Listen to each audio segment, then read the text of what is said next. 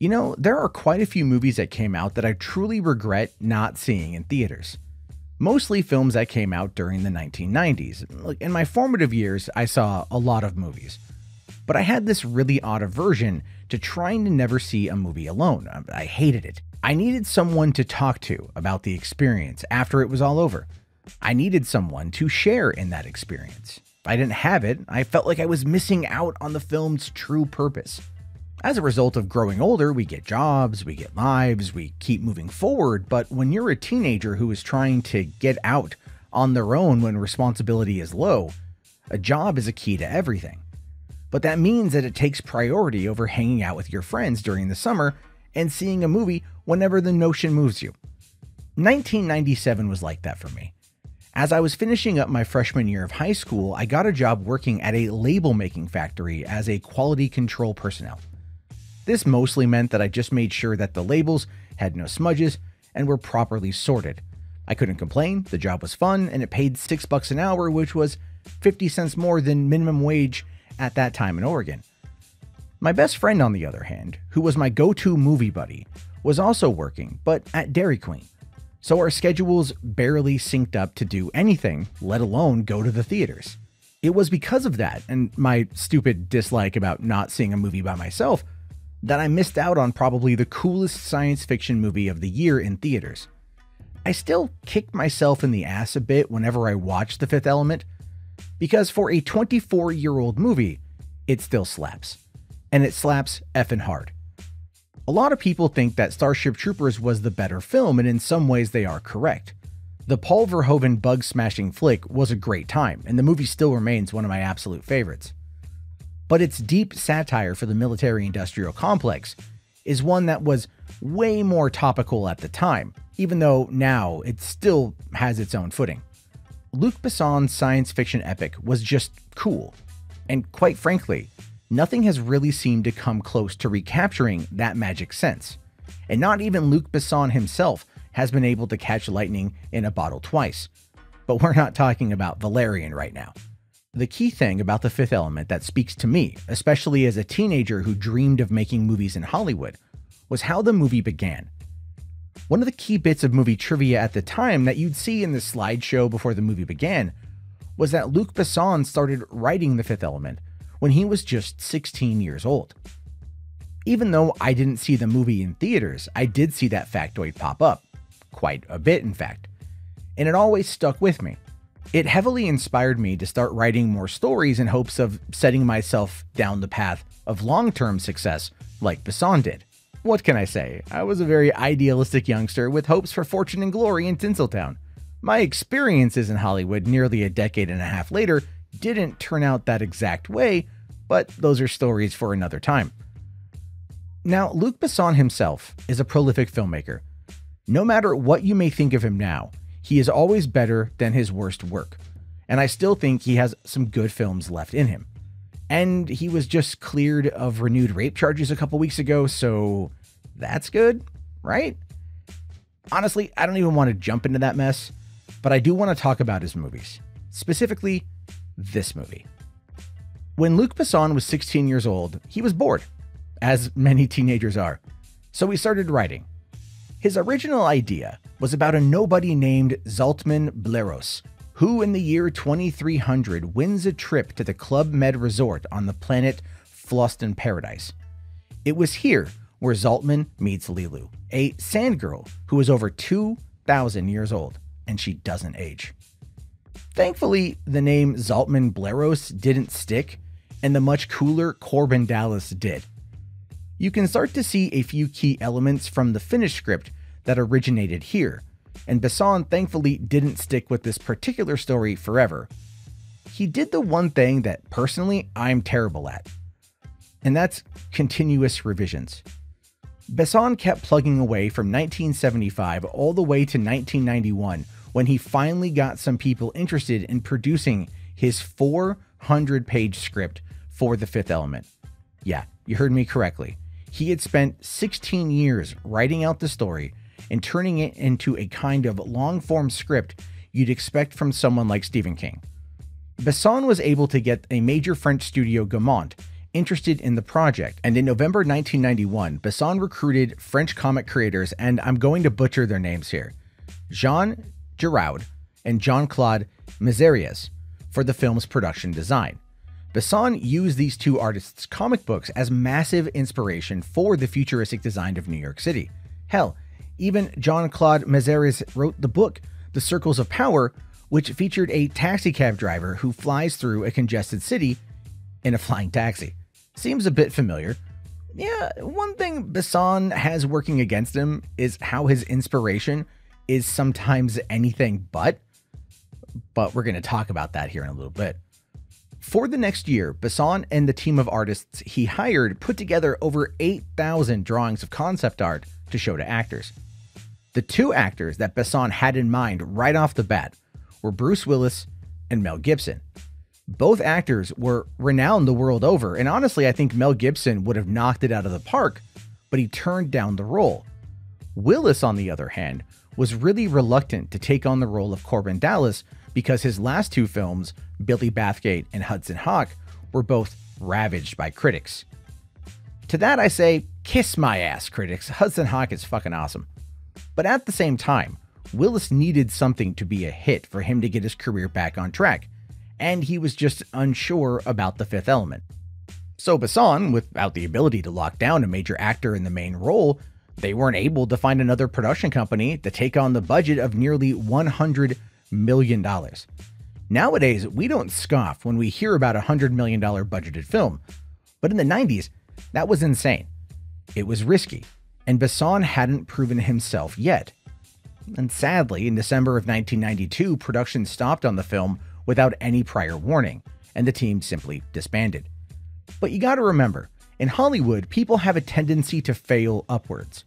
And Luc Besson put The Fifth Element down to write and direct the lower budgeted Leon, or The Professional as you might know it here in the States. Look, I know this is a podcast about The Fifth Element, but can we stop for a second to quickly admire the awesomeness and utter badassedness of Leon? Jean Reno, Natalie Portman, and Gary Oldman in one of his best roles? Yes, please.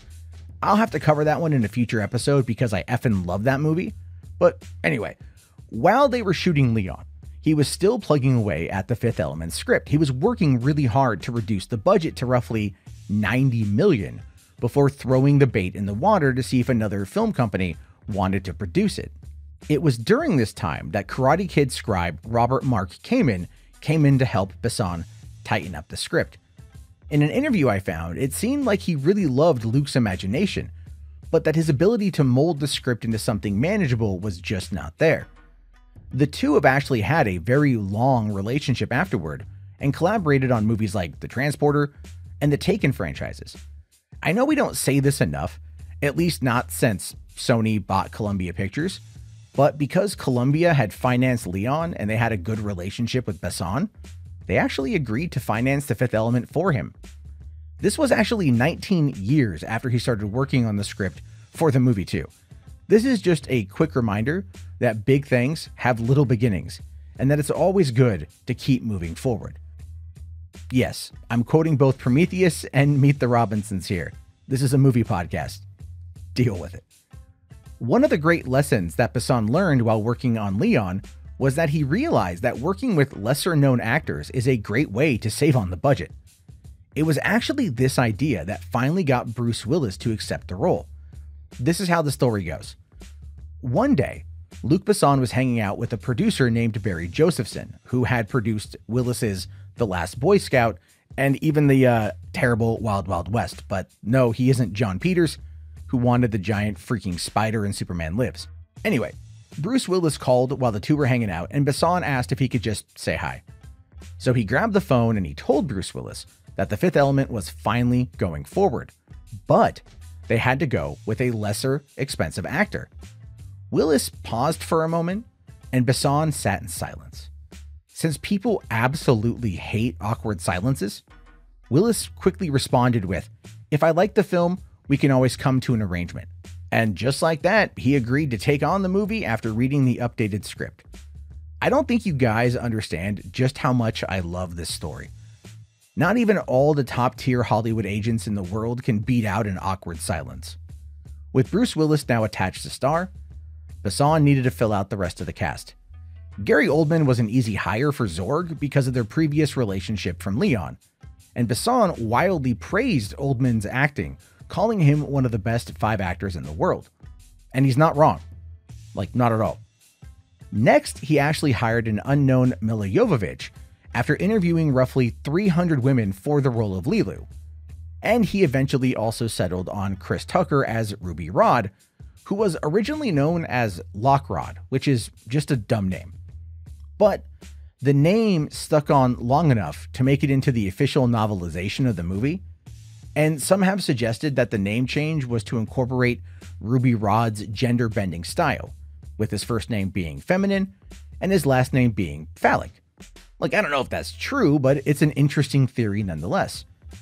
On a side note, I went looking for the novelization of the movie, and I did find it on Amazon, where the mass market paperback is only $11.44, but the original paperback is selling for $495 from one seller, and I'm not kidding about this. It's also going for $920 new. I think I might just buy the mass market paperback and give it a read, but this isn't the only Fifth Element book that's selling for an insane price. After the film's release, Besson released The Story of the Fifth Element on October 31st, 1997, which is actually part production journal and part art book. Most of this story that I'm telling you is coming from that book after being adapted for Wikipedia. And before you get mad at me for reading Wikipedia, a copy of The Story of the Fifth Element is $232 used and nearly $900 new. So cut me a little slack, okay? Anyway, being French and having used French comics as a major inspiration for this movie, Besson desperately wanted to make the film in France, but he couldn't find suitable enough facilities to film in, and so he had to, with a heavy heart, choose London and Pinewood Studios as the primary locations to film. Construction on the sets didn't begin though until October 1995, and filming with the actors began in late January 1996, and it was actually completed roughly around May 16th. It was total about a 21-week shoot for this movie, and quite frankly, you can see it. One of the interesting things is that Besson was adamant about shooting all the action shots during the daytime, because he was tired of all the dimly lit corridors and dark rooms he's seen in science fiction films, and he wanted something cheerier. Now that I think about it, you can really see that in the movie. It has this real comic book look to the lighting in the scenes. It's very colorful, very bright, and it all adds to the aesthetic. But, you know, part of me wonders if his comment about dimly lit rooms is a critique of Ridley Scott and the darker sci-fi films that followed Alien. I mean, even the costumes were bright and colorful.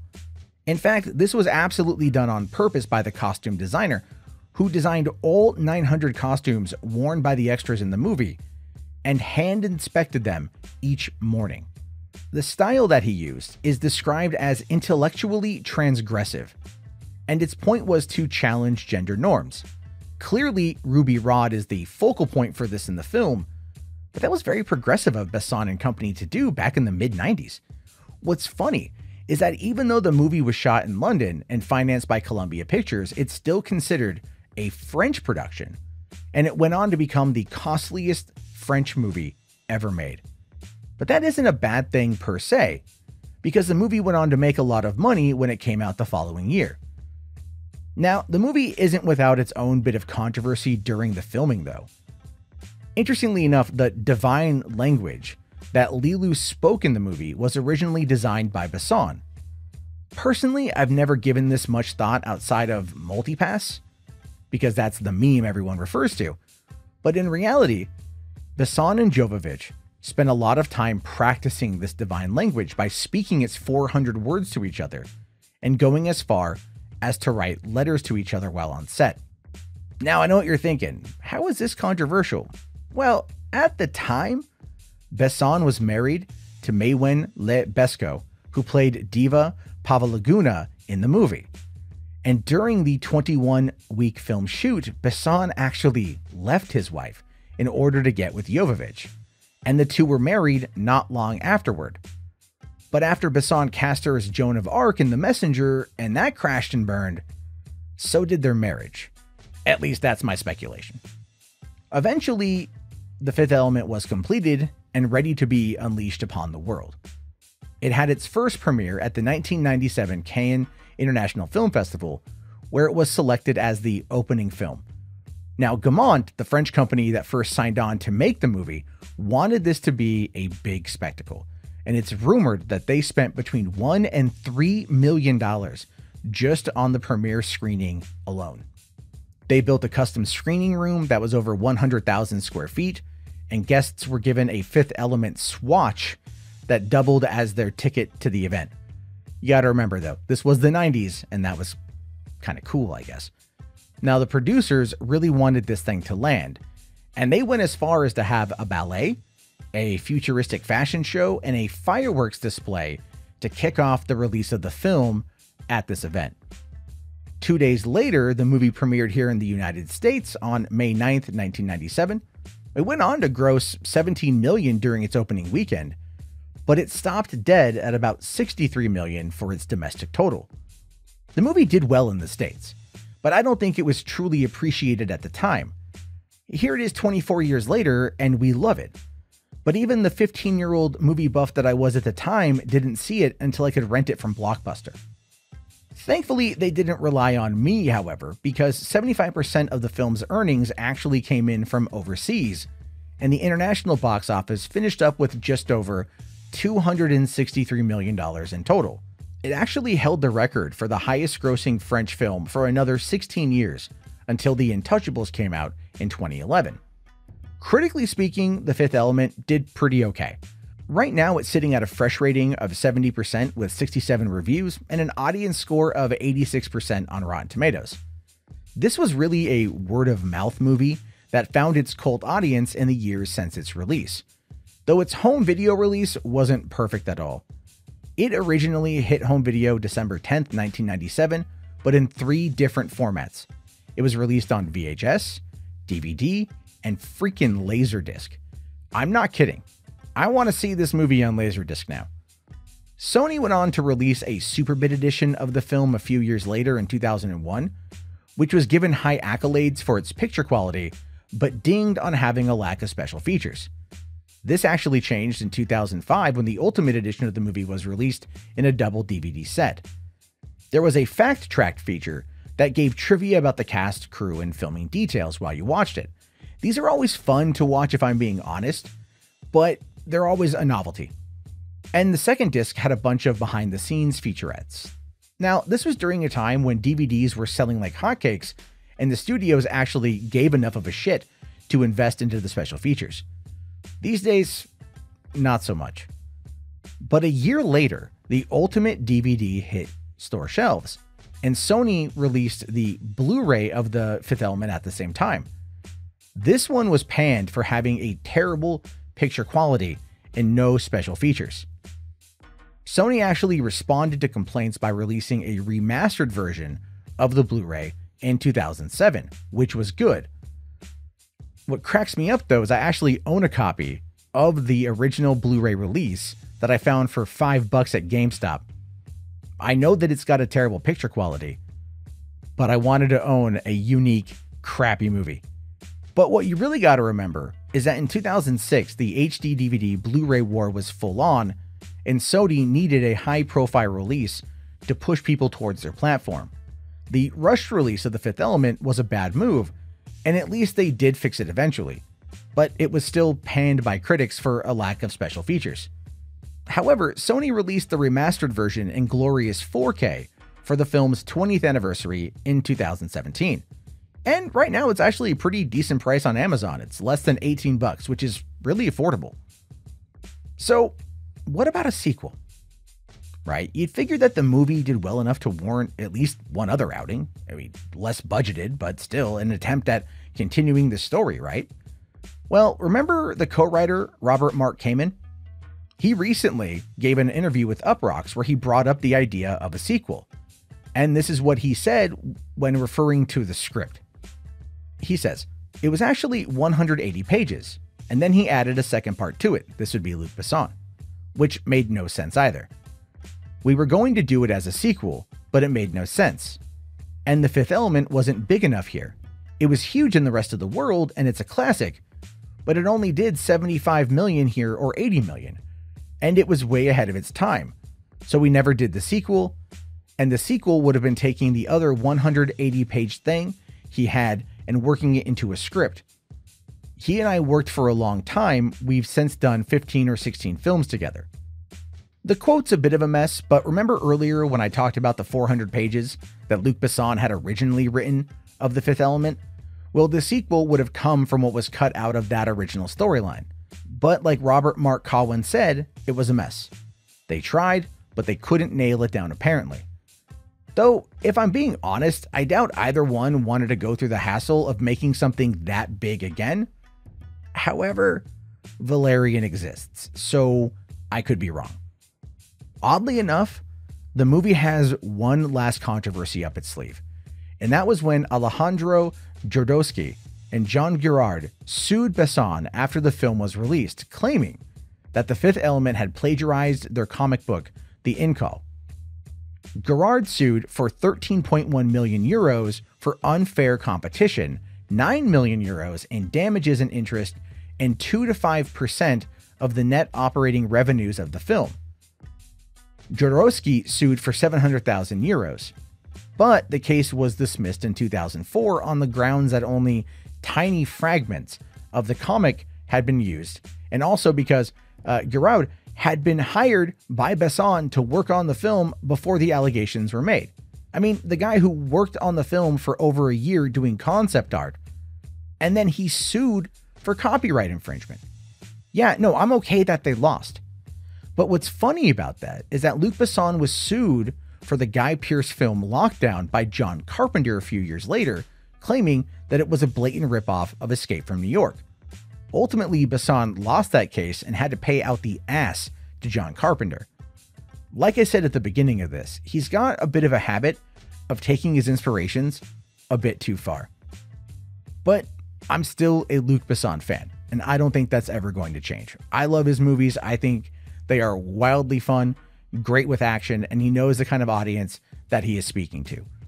But when I think about the legacy of The Fifth Element, to me, it's definitely a cult favorite, and it's one that the new generation of filmgoers should probably experience. While we get out of this COVID situation, I think it would be right for Sony to release the 4K edition of The Fifth Element in theaters. Let people see it on the big screen that missed it nearly a quarter century ago. Like me. I'm speaking for me. I want to see this movie on the big screen, and I think you guys might be like me on this one too. However, I always want to hear what you guys have to say about this. Where does The Fifth Element line up for you in your pantheon of movie-going experiences? Do you love it? Do you hate it? Let me know. If you're watching this on YouTube, please leave a comment and definitely leave a like and subscribe to Podio Commentary. If you're catching this on iTunes or anywhere you get your podcasts, please follow me on Twitter at mjarbo to keep an eye out for new episodes. I'll talk to you guys later. Have yourself a great day. Thank you for listening, and I'll see you at the movies.